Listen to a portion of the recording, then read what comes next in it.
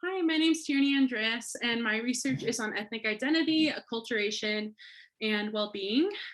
So acculturation is basically the process of changes that happens when two different cultures interact. So say you're like an immigrant coming from Spain, moving to the US. That's a process that has a lot of social and psychological and cultural changes. Um, and so there are basically four different types of acculturation. There's separation, marginalization, assimilation, and integration. And integration is the one I'm going to focus on today.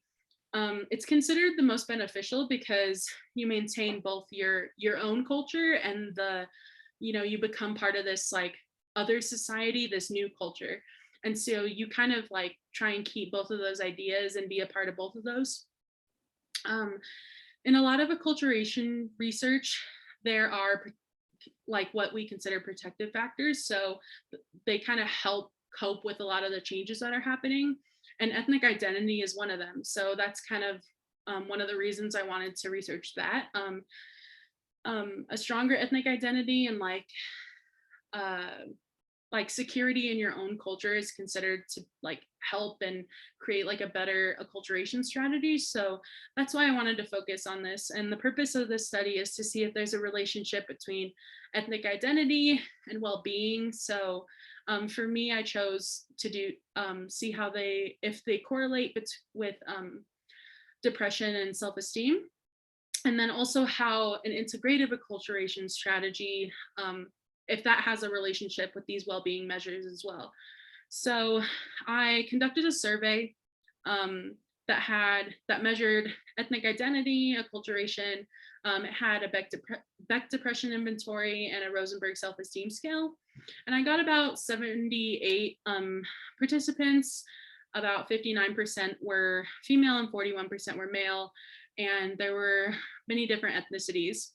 And when I finished analyzing my data, I did a Pearson correlation to see if there was a relationship between ethnic identity and these well-being measures, and then also if there was any relationship or correlation to like the integrative acculturation measure and these well-being measures. And so one of my hypotheses didn't exactly, I guess, like come true. So there wasn't a correlation between ethnic identity and higher self-esteem or lower scores of depression.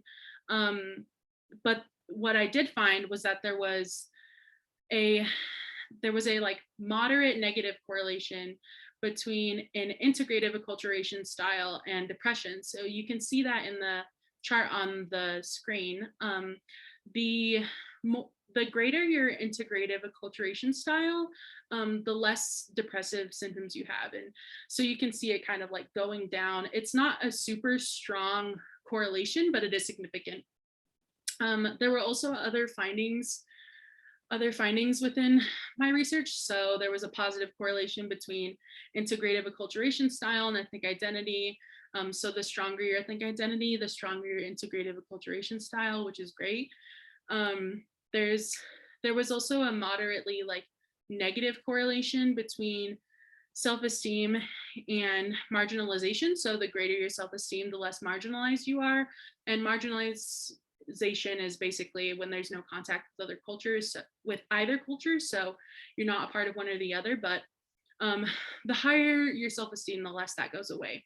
And so I kind of wanted to talk about also the strengths and limitations of the study. So a lot of these measures are very valid and reliable. They're used in a lot of other research papers, which is really good. I also got a pretty good sample size for undergrad research, which was great. There were a lot of limitations. So like all of these participants are from like a small liberal arts college in Colorado. So that could have something to do with the results. They're mostly from psych classes and a couple Native American and Indigenous studies classes. So that like could change maybe depending on like what other classes or other people at Fort Lewis. A lot of the, even though there were like a lot of different ethnicities, a lot of the participants were mostly from Indigenous groups or non-Hispanic white groups. So there were about 45% of participants who identified as American Indian, Alaska Native, Polynesian, Indigenous, and then 30% who identified as non-Hispanic white. And so that made up for like most of the participants. So that could change, the results could change depending on ethnicity. The East Asian Acculturation measure also had to be changed. It became a 5-point scale instead of a 7-point scale. And then it also became a 6-point scale because we added an NA option, because some of the questions, like I tell jokes in English and in the language of my ethnicity, didn't really apply to all of the ethnicities in this study. And yeah, so for future research, a larger sample size would be great, a wide range of ethnic backgrounds, and maybe even see how like counseling could help with as a protective factor.